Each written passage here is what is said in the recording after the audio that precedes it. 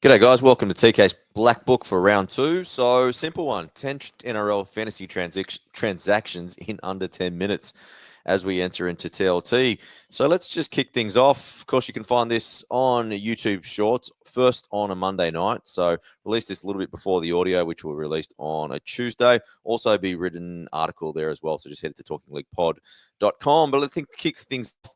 Nicholas Hines. Now, I've got no idea why. Nearly 7% of people nearly own this guy. 41 points against Penrith. But I think the key denominator here is that under current coach Craig Fitzgibbon, or current coach, he's not getting sacked. Fitzgibbon's current game plan, he's no longer the halfback. Tricky Trindle is the dominant half in this one. He's even lost the goal kicking. I don't know. There's no reports of him having injuries or anything that I can find out either. His general play kicking has just diminished. So at 799k break even of 75, I think he is an urgent sell. Just shore things up, especially for that 6%. Just go to a Haas or Cleary. I do think that we will be buying Nicholas Hines a little bit later in the season, though, because I think that he'll probably drop to, that high 600s, maybe early 700s, and he'll turn up into a very, very good buy. Now, the next guy is probably someone I recommended, and it's Mitch Barnett. I've got him in my team. So realistically, I think he's a hold. But I do think it's acceptable to sell him to either realistically the like for like, but a bit of a cash down to Tommy Gilbert, or you could go to Payne Haas, and obviously he's the best mid in fantasy at the moment. So he comes now in at 705k, break even to 56. Reduced minute rolls than what we expected in Vegas. He only got for 51 minutes. He still scored a pretty decent 49, so high PPM, had 39 tackles, 86 meters gained, and one tackle break in that one. Like I said, not an urgent sell. He's 14% owner. I think that one thing that did come out of Vegas was it was evident that one of Fisher Harris or Barnett probably needs to play a little bit more minutes. And it's probably more likely to be Barnett. So I think you won't want to. He's a quality player. He's dual, and I think that you could probably give him one more crack heading into Friday night. I think we'll see a lot different wires this Friday, and I think that Barney will lead the way, get 60 minutes.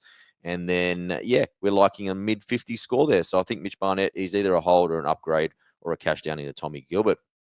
Next on the line, this is going to be probably the most talked about topic all week. We've got Luke Metcalf, 429k, break even of 38.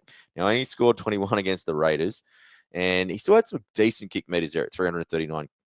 But it was the 7 missed tackles, 2 errors. Realistically, it was his first game as an NRL halfback. And I think it's not like that people had a too high expectation on him. Like, we only put him in there at a mid 40s probably projection. But like, realistically, in the trials, they only played against 2 reserve grade caliber lineups. So he didn't get a great practice. He's never played in the NRL at that position. Big shoes to fill in SJ. So I think there's 2 ways to look at this, because you don't really want to give up on a player after 1 week, especially a guy that does have some qualities in there. And you add his kicking into there, and you probably can get a decent score, especially if you can clean up, his demerits, and then maybe put on an attacking play there as well. But realistically, I think this comes into 2 plays here. If you're a conservative coach, I think you hold for the week. For a gunslinger like me, I think it's okay to actually sell him, especially with some of the other guys that are emerging on the list at the moment. There's going to be other ones that come up realistically anyway. If you're holding, I think, Munster's on a buy, so you can practically upgrade to him. Or if Brimson goes well this week, it's not going to be too far to get up. You could also even cash him down to maybe like a Sandon Smith or one of the other cashies that you didn't pick up for round 1. Next one on the list is Corey the Horsburgh, 566k.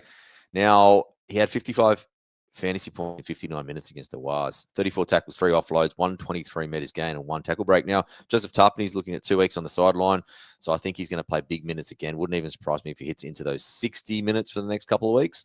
I think, everyone's going to say, oh, he's got 3 offloads, but it's kind of his style of play, and he's just looking super fit right now at the moment.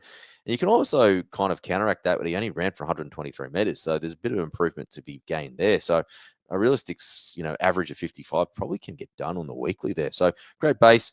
I think maybe lock him in. I just love watching him play as well. So if you want to correct one of the Raiders, and we'll talk about that on the TLT podcast tomorrow, I think Corey Horsburgh is the man that you want to correct first. Now, next guy is someone that really did surprise, but maybe didn't surprise that much, is Gahamat Shibazaki. Now, what a name. You could probably pick him up just for his name alone, but at 334k, break even at 2. Now, 54 points against the Roosters. Was full of attacking stats. 1 try assist, 2 line break assists, 2 tackle breaks, 1 offload, and 139 meters gained. Now, I don't think he's going to get that every single week, but with the draw of the Raiders, Cowboys, Dolphins, Tigers, Roosters, Warriors coming up, there's probably scope that he probably will range in that 30 to 50 on the weekly. Gets through his work and seems pretty comfortable there on the left edge. Looks really fit there as well. Now, Stags is 4 to 5 weeks away, but realistically, I don't think he was filling in to start with. So, looked like in that trial he was ahead of Mariner, and then he's lining up on the left edge. So, probably does show that he probably is ahead of Mariner there at this stage. A lot of things can obviously change in the next 4 weeks, but realistically, if you've got the cash, you could easily trade up to him. The break even at 2. I think he'll continue to make money and score some really good points over the coming weeks. Next guy on the list is Sandon Smith, 277k break even of 2. Had a pretty good score of 44, probably a little bit inflated by that try though. And then he played against Broncos there. He also had a try assist, didn't kick that well. He had 1 goal. He had 17 tackles for 4 missed tackles, obviously a smaller frame there. Look, I don't think it's an urgent correction. And I think that it probably will be someone that we will be correcting maybe in the next couple of weeks. But they do have the Panthers this week. So even with a break even of 2, he could easily score only a 20 and maybe only make like 18, 20K. So I don't think that he is an urgent buy at all. Now, the next guy's probably a little bit more of an urgent buy. Now, Lachlan Hubner, now 266K, a break even of 8. Now, he had 34 fantasy points in 59 minutes. I think the big thing here is 59 minutes and what Uncle Wayne said after the game, where it was pretty clear that Hubner was someone that he always wanted the Bunnies, right? So 33 tackles. He can clean up the 5 missed tackles. He also had 1 error. In that kind of stats, he had 99 meters gained, 1 turnover, and 1 tackle break. So I think there's plenty of upside for improvement for him to kind of hit in those kind of low 40s, maybe even middle 40s. I think the risk there is maybe Ewan Aiken returning early and then maybe seeing one of Arrow or Keon moving into lock. But for the time being, low break even, mid position, 266K. I think he is a lock. Now, next guy is going to be very, very popular this week, and that is Jamie Humphries. Now, huge game against the Dolphins with 75 fantasy points. 2 goals, 1 try assist, 30 tackles with 0 misses, 44 meters gained, and 732 meters off the boot. So, like realistically, he had the fantasy dream game. Now he comes into a negative break even of -6. So he's going to make some cash, even if he scores 30 or 40 points. He still makes tons of cash. I think in that kind of spine of Freddie, Peter, and Jai, he's going to continue to score 500 kick meters pretty easily. So 30 tackles is pretty high, but he does get pretty involved in that sort of things. He's pretty big frame. So I do expect at least 20, and he can improve on those run meters there as well. I guess the risk is one, Lewis Dodd coming back this week, but they're talking about him already being in the red bib, being injured. I guess the draw is probably going to tell a little bit more. They've got Dragons, Sharks, Penrith. They could get whacked in all 3 in these games, and then all of a sudden he becomes the utility again. So a little bit of risk there, but realistic gunslingers hit it. I think it's too good to be true. Get in there. It's only a trade, and I think he'll be a very good fantasy player moving forward. 2 to go. Royce Hunt, 268K, break even of 24. Now, he's owned by 21% of people. No idea why. He didn't really come in with any sort of pedigree or any kind of relevance from the preseason. Now, only 15 fantasy points in 30 minutes. So his output absolutely sucked. 13 tackles for a missed 68 meters gained. So he's always never been a great fantasy player to start with.